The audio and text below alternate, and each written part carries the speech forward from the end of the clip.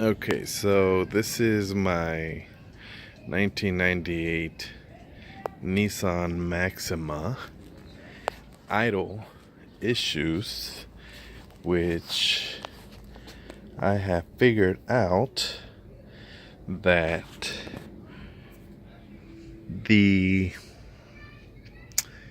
EGR has really nothing to do with it, especially after it's been cleaned. Mass airflow's been replaced. This thing here, I still have no idea what this is. So mass airflow has been changed. This been replaced. That was forever hard to find. EGR valve was removed and replaced. But the one thing that nobody describes in their video, and I don't think I could get a picture of it in the back, attached to the manifold, in the back area, back in here in the back, there's an exhaust pipe that also picks up or collects gunk that no one describes, that needs to be cleaned out. And that exhaust pipe is the one that's attached to the EGR valve. Fortunately, I put everything back together, but it's about a two-hour process removing all this, disconnecting it from the EGR valve. The exhaust pipe that's back here, it's like a copper gold color pipe.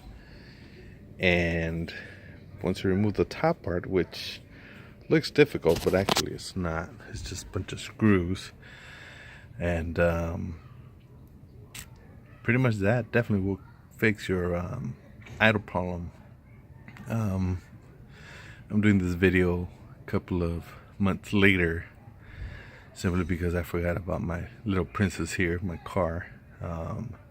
I've been driving my other truck, my gas killer, my V8 Tahoe. But for those of you who are having that idle problem, the idle goes up and down, and you've replaced pretty much everything else, don't forget to clean out the exhaust pipe that's connected in the back of the manifold.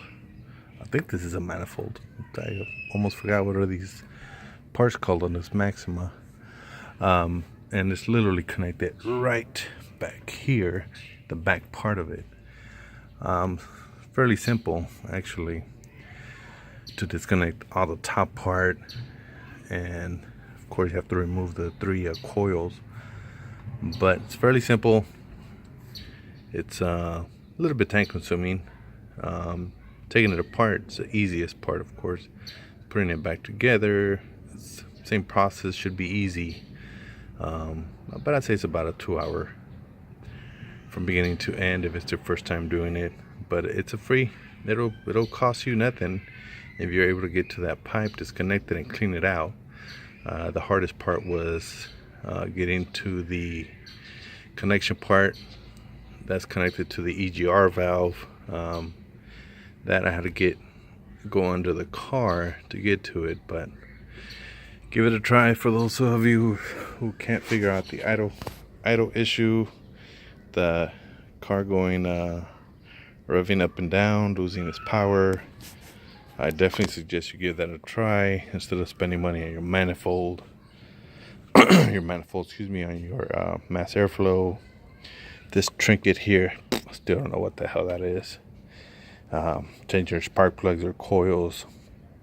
I did all that too till the very end, once I got to the back problem. And the only reason I'm not running this car is because my timing needs to be fixed now. Get that loud rattling of a noise. But once again, it's fairly simple process, removing the top part, which is not that hard actually. It just looks difficult because of all the hoses and screws, but can't go wrong because everything goes in its original place.